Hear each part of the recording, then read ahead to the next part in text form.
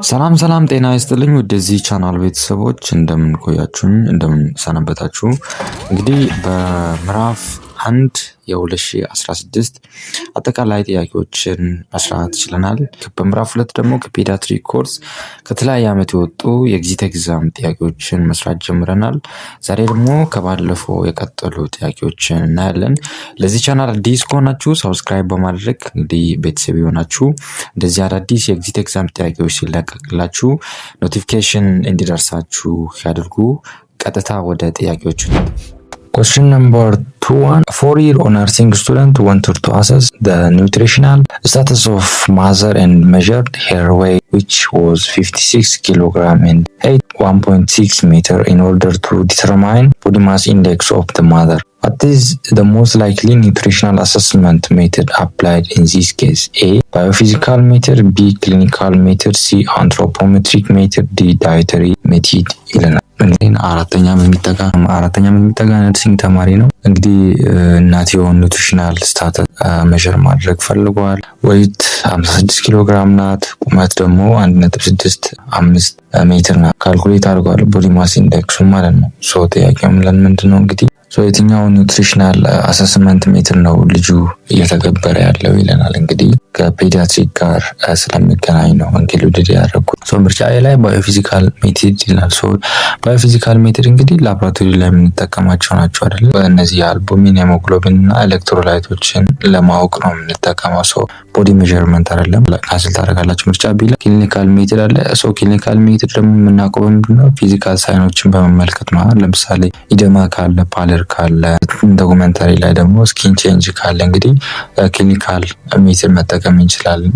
የተተገበረ ያለው አይደለም። ካንስል ታደርጋላችሁ። ምርጫ ሲ ላለው አንትሮፖሜትሪክ ሜትድ እንግዲህ መልሳችን ነው። ሜዠር የሚደረግ ከሆነ ቁመት ሜዠር የሚደረግ ከሆነ እነዚህ መዋቅ ሜዠር የሚደረጉ ከሆነ ሄድ ሰርከምፍራንስ፣ ቦዲ ማስ ኢንዴክስ፣ እነዚህ ግሮዝ ቻርቶች፣ እነዚህ ሁሉ እንግዲህ ሜዠርመንቶች ምንድነው የሚነግረን? እነዚህ እንግዲህ ኒውትሪሽናል ሌቨል ነው አሰስ የሚያደርጉልን። እነዚህ አንድ ላይ እንግዲህ አንትሮፖሜትሪክ ሜዠርመንት እንላቸዋለን ናቸው። ስለዚህ ልጁ እየተገበረ ያለው ያኛው ነው። መልሳችን ምርጫ ሲሆናል። ምርጫ ዲ ላይ ዳይተሪ ሜትድ ይላል። ዳይተሪ ሜትድ እንግዲህ ይሄን የምንጠቀመው እንግዲህ ለ24 ሰዓት ምን አይነት ምግብ በልታለች፣ ለምን ያህል ጊዜ በልታለች እና ከዳይት ሂስትሪዋን የምናውቅበት ወይ ነው። ልጁ ያደረገ ያለው ያን አይደለም። ስለዚህ ካንስል ታደርጋላችሁ። መልሳችን ምርጫ ሲል ያለው አንትሮፖሜትሪክ ሜትድ ይሆናል ማለት ነው። Question number 22. A 2-year-old child is referred from health center to a hospital to complicated severe acute malnutrition. On assessment, the child has impressed lethargic and unconsciousness with extracted eyelid letter after admission. Blood glucose level 42 mg per deciliter, temperature 35.8 degrees centigrade, and respiratory 20 breaths per minute. What nursing intervention has to be prioritized in this case? A. Put the child on 100% oxygen. B. Provide F75 via NG tube. C. Provide 15 ml 10% dextrose via NG tube. D. Keep the child covered and put away from drought ይለናል። እንግዲህ እድሜው ወደ 2 ዓመት የሚጠጋ ሊኬትድ በሆነ ሲቨር አኪዩት ማልኒውትሪሽን የመጣ ልጅ ነው። በሚመጣበት ጊዜ እንግዲህ ሌታርጂክ ነው፣ ፕላስ ደግሞ አንኮንሽስ ነው፣ ራሱን አያውቅም። ሳንኪን አያለው አይኑ እርጎጥ ነገር አለ።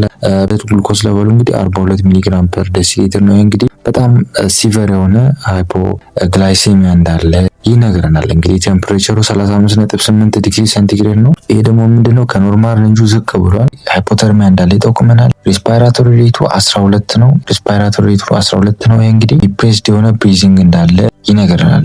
አንደኛው ዴንጀር ሳይን ነው። ጥያቄ ምለን እንግዲህ ምንድነው ፕራዮሪታይዝ የሆነው ነርሲንግ ኢንተርቬንሽን የትኛው ነው ይለናል። እንግዲህ እናንተ ፓውዝ አድርጋችሁ ለመመለስ ሞክሩ። ወደ መልሱ በምንሄድበት ጊዜ እንግዲህ ትክክለኛ መልስ ምርጫ ሲላለው ፕሮቫይድ 15 ml 10% dextrose via NG tube የሚለው ትክክለኛ መልሳችን ይሆናል ማለት ነው። ምክንያቱም the first thing is the first የሚባል ነገር አለ። ምክንያቱም ልጁ እያሳየ ያለው በጣም ሲቨር አኪዩት ማልኒውትሪሽን ውስጥ አንደኛው the most complicated killer ከምንላቸው ውስጥ እንግዲህ ሃይፖግላይሴሚያ ነው አይደል?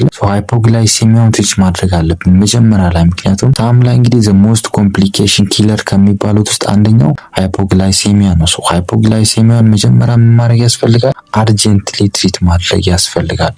ምክንያቱም WHO IMNSI ፕላስ ደግሞ ሳም ጋይድ ላይኖች የሚያዙት እንግዲህ በሳም የመጣ ህጻን ልጅ ትሪት መደረግ ያለበት ፈርስት የትኛው ነው? ሃይፖግላይሴሚያ ፕሪቬንሽን ነው ማለት ነው። እኛ ፔሸንት ደግሞ ግሉኮዝ ሌቨሉ እንግዲህ 42 ሚሊግራም ፐር ዴሲሊትር ነው። ይህ ማለት በጣም ሲቨር የሆነ ሃይፖግላይሴሚያ እንዳለ ይነግረናል። ስለዚህ በእኛ ኬዝ ሴናሪዮ እንግዲህ በጣም ሲቨር የሆነ የትኛው ነው? ሃይፖግላይሴሚያ ነው። ስለዚህ ሃይፖግላይሴሚያውን ምን ማድረግ ያስፈልጋል? ትሪት ማድረግ ያስፈልጋል። ስለዚህ ኢሚዲየት ሆነ ሴቭ ላይፍ ማድረግ ያስፈልጋል። ስለዚህ መልሳችን ምርጫ ሲ ላይ ያለው ይሆናል። ምርጫ ዲ ላይ ኪፕ ደ ቻይልድ ከቨርድ አንድ ፑት አዌይ ፍሮም ድራውት ይለናል። እንግዲህ ሃይፖተርሚያን ትሪት ማድረግ አስፈላጊ ነው። ነገር ግን ሰከንድ ፕራዮሪቲ ነው። የመጀመሪያው ፕራዮሪቲ ምንድነው? ሃይፖግላይሴሚያ ነው። ከዛ ነው ላይ ሃይፖተርሚያውን ትሪት ማድረግ እንችላለን። ሶ እንደ መጀመሪያ ፕራዮሪቲ አንወስደውም ማለት ነው። ስለዚህ ካንስል እናደርጋለን ማለት ነው። ምርጫ ቢ ላይ ፕሮቫይድ F75 ቪያ ኤንጂ ቲዩብ ይለናል። ሶ ፊዲንግ እንግዲህ የመጣው ልጁ ሃይፖግላይሴሚያው ትሪት ከተደረገ በኋላ ስታቢላይዝ ከሆነ በኋላ ፊዲንግ ማስጀመር እንችላለን። እንግዲህ አንኮንሺየስ ለሆነ ህጻን ልጅ ሃይፖግላይሴሚያውን ትሪት ሳናደርግ F75ን ማስጀመር ማለት በጣም ለልጁ ዴንጀረስ ነው። ስለዚህ እንደ መልስ አንወስደውም፣ ካንስል እናደርጋለን። ምርጫ ኤ ላይ ፑት ዘ ቻይልድ ኦን 100% ኦክሲጂን ይለናል። ሶ ኦክሲጂን ላይ ማድረጋችን በጣም አስፈላጊ ነው። ነገር ግን ዘ ፈርስት ፕራዮሪቲ አይደለም። ሶ ልጁ የተነፈሰ ካልሆነ ኦክሲጂን ላይ እናስቀምጠዋለን። ነገር ግን ሬስፓይሬተሪ ሬቱን በምናይበት ጊዜ 12 ነው። ሶ ልጁ ብሪዝ እያደረገ ነው። ነገር ግን ብሪዝ የማያደርግ ከሆነ እንደ ፈርስት ፕራዮሪቲ እንወስደዋለን። ነገር ግን ሬስፓይሬተሪ ሬቱ 12 ነው ይላል። ስለዚህ ከሱ በፊት ኢሚዲየት ማኔጅመንት ማድረግ ያለብን የትኛው ነው? ሃይፖግላይሴሚያውን ኢሚዲየትሊ ትሪት ማድረግ ያስፈልጋል ማለት ነው። ስለዚህ ምርጫ ኤን ካንስል ታደርጋላችሁ። መልሳችን ምርጫ ሲ ያለው ፕሮቫይድ 15 ml 10% ዴክስትሮዝ ቪያ ኤንጂ ቲዩብ የሚለው እንግዲህ መልሳችን ይሆናል ማለት ነው።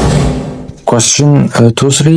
A woman gave birth to term baby in hospital. The newborn developed yellowish discoloration of the skin and sclera 6 days after delivery, and the baby treated for jaundice. However, the baby is brought back to hospital after a year due to hearing loss. What is the most likely complication developed in this neonate? A. Stage 2 acute bilirubin encephalopathy. B. Stage 3 acute bilirubin encephalopathy. C. Chronic bilirubin encephalopathy. D. Stage 1 acute bilirubin encephalopathy ይለናል። እንግዲህ ተርም ላይ የተወለደ ልጅ ነው። እንግዲህ ከ6 ቀን በኋላ ጃውንዲስ ዴቨሎፕ አድርጓል። ሶ ሌት ኦንሴት አንኮንጁጌትድ ሃይፐር ብሊሩሚያ የምንለውን እንግዲህ ዴቨሎፕ አድርጓል። ሶ በጊዜው እንግዲህ ልጁ ትሪት ተደርጓል። ነገር ግን ከአንድ ዓመት በኋላ እንግዲህ ወደ ሆስፒታል በሚመጣበት ጊዜ መስማት ችግር ሂሪንግ ሉዝ አጋጥሞታል። ሶ የትኛው ነው ዘሞስት ከተዘረዘሩት ምርጫ ውስጥ እንግዲህ ኮምፕሊኬሽን ዴቨሎፕ ያደረገው ይለናል። እንግዲህ እናንተ ፓውዝ አድርጋችሁ ለመመለስ ሞክሩ። ምርጫ ኤ ላይ ስቴጅ 2 አኪዩት ብሊሩቢን ኢንሴፋሎፓቲ ይለናል። ሶ ይሄ እንግዲህ ኦኪር የሚያደርገው እንግዲህ ኒውቦርን ፔሪድ ላይ ባለው ጊዜ ነው። ለምሳሌ ሌታርጂክ ሊሆኑ ይችላሉ፣ ከእንቅስቃሴ ጋር በተገናኘ ሃይፖቶኒያ ሊሆኑ ይችላሉና ክራይ በሚያደርጉበት ጊዜ እንግዲህ ሃይ ፒችድ የሆነ ክራይ ይኖራቸዋል። ሶ እነዚህ ምልክቶች የሚኖሩት ግን ከአንድ ዓመት በኋላ ዴቨሎፕ የሚሆን አይደለም። እዛው ኒዮኔት ስቴጅ ላይ ወይም ኒዮኔት ፔሪድ ላይ ያለ የሚያሳዩት ምልክት ናቸው። እነዚህን አሁን ከላይ የጠቀስኳቸው ምልክቶችን ያሳያል። ሶ የኛ ኬዝ ላይ ደግሞ ያ አይደለም እየሆነ ያለው። ስለዚህ ካንሰል ታደርጋላችሁ። ምርጫ ቢ ላይ ስቴጅ 3 አኪዩት ብሊሩቢን ኢንሴፋሎፓቲ ይልናል። ሶ ይሄ እንግዲህ አኪዩት ስቴጅ ላይ ሆኖ ሲቨር ፎርሙ ነው። ሶ ለምሳሌ ኦፒስቶተነስ ዴቨሎፕ የሚያደርጉበት እነዚህ በጣም አንዳንድ ጊዜ ቴታነስ በጣም ሲቨር በሚሆንበት ጊዜ አንደኛው ምልክት ነው ኦፒስቶተነስ። ሌላኛው እንግዲህ ሲጀር የሚያደርጉ ከሆነ ማንቀጥቀጥ ነገር ካላቸው ሶ ኮማ ውስጥ የሚገቡ ከሆነ ሶ እነዚህ ነገሮች የሚሆኑት ግን ከመጀመሪያ ቀን እስከ ሳምንት ጊዜ ባለው ጊዜ ውስጥ እንግዲህ ኦኪዩ ያደርጋል። ሶ የኛ እንግዲህ ሂሪንግ ሉዙ ሀፕን ያደረገው ከአመት በኋላ ስለሆነ መልስ አይሆንም፣ ካንስል ታደርጋላችሁ። ምርጫ ሲላይ ክሮኒክ ብሊሩቢን ኢንሴፋሎፓቲ ይላል። ሶ ይሄ እንግዲህ ትክክለኛ መልሳችን ነው። ምክንያቱም ዘ ሞስት ኮምፕሊኬሽን ከምንላቸው ውስጥ እንግዲህ ኒዮናታል ጃውንዲስ እንግዲህ አንደኛው ከርኒክተረስ ነው። ሶ ከርኒክተረስ ደግሞ ሎንግ ተርም ኮምፕሊኬሽን ዴቨሎፕ ያደርጋሉ። ልክ ኬዛችን ላይ እንዳለው እንግዲህ የመስማት ችግር ይኖራቸዋል፣ ሙቭመንት ዲስኦርደር ይኖራቸዋል።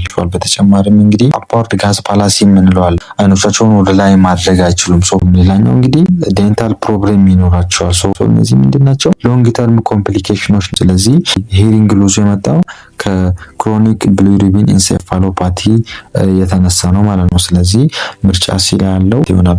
ምርጫ ዲ ላይ ስቴጅ 1 አኪዩት ብሊሩቢን ኢንሴፋሎፓቲ ይለናል። ሶ ይሄ እንግዲህ ኤርሊ ሲምፕተም ነው። ለምሳሌ አመጋገብ ላይ ችግር ይኖራቸዋል፣ ሃይፖቶኒያ ውስጥ ይገባሉ። ሶ እነዚህ የምታዩት የመጀመሪያ ቀን ውስጥ ነው። ሶ ይሄ ኢንክሉዥን የሚደረገው እንግዲህ ስቴጅ 1 አኪዩት ብሊሩቢን ኢንሴፋሎፓቲ ውስጥ ነው የሚካተተው። ነገር ግን የኛ እንግዲህ ሎንግ ተርም ነው። የኛ ኬዝ ጋር ፊት አያደርግም፣ ካንስል ታደርጋላችሁ።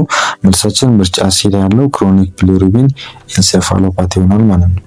Question number 24. A newborn is brought to neonate intensive care unit with a complaint of poor breastfeeding. The nurse found auxiliary temperature of 36 degrees centigrade, pulse rate 100 beats per minute, and respiratory rate 36 beats per minute. Consequently, the newborn was diagnosed for hypothermia. What is the most likely hypothermia classification of this newborn? A. Mild hypothermia. B. Extremely severe hypothermia. C.